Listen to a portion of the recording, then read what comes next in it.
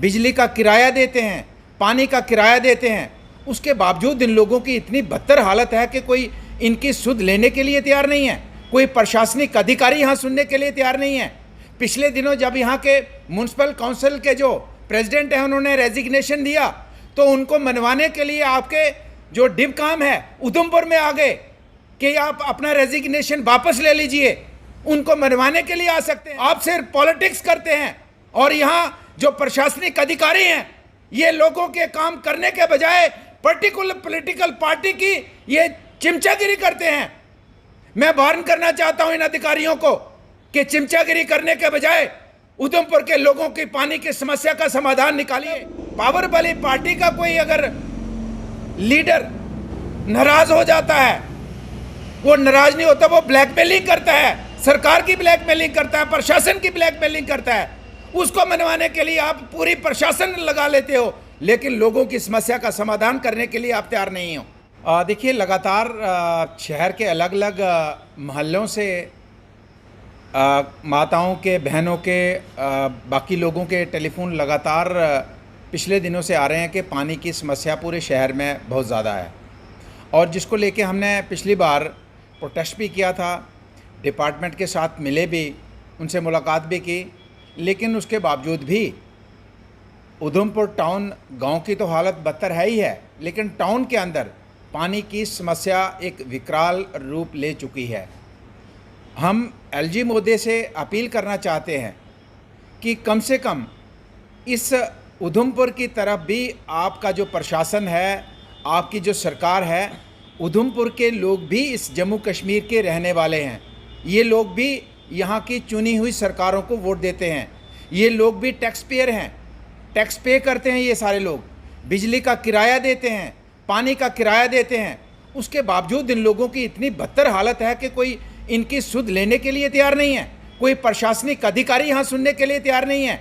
पिछले दिनों जब यहाँ के म्यूनसिपल काउंसिल के जो प्रेसिडेंट हैं उन्होंने रेजिग्नेशन दिया तो उनको मनवाने के लिए आपके जो डिप काम है उधमपुर में आ गए कि आप अपना रेजिग्नेशन वापस ले लीजिए। उनको मनवाने के लिए आ सकते हैं।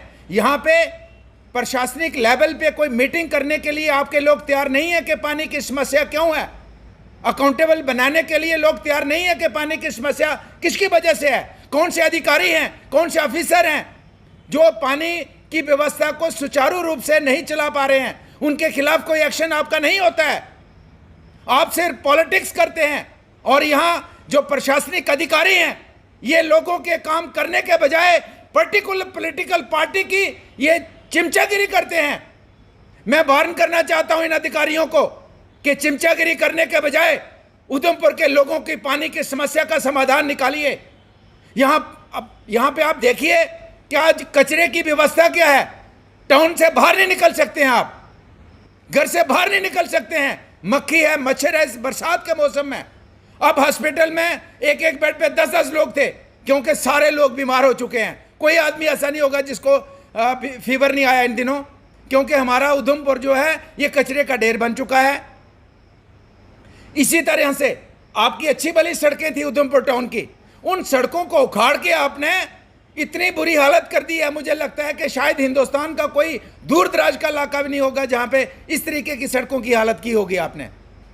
तो मैं ये कहना चाहूँगा, ये सीवरेज की जो व्यवस्था यहाँ पे चल रही है, यूईडी डिपार्टमेंट की तरफ से शहर को पूरे तरीके से तबाह किया है।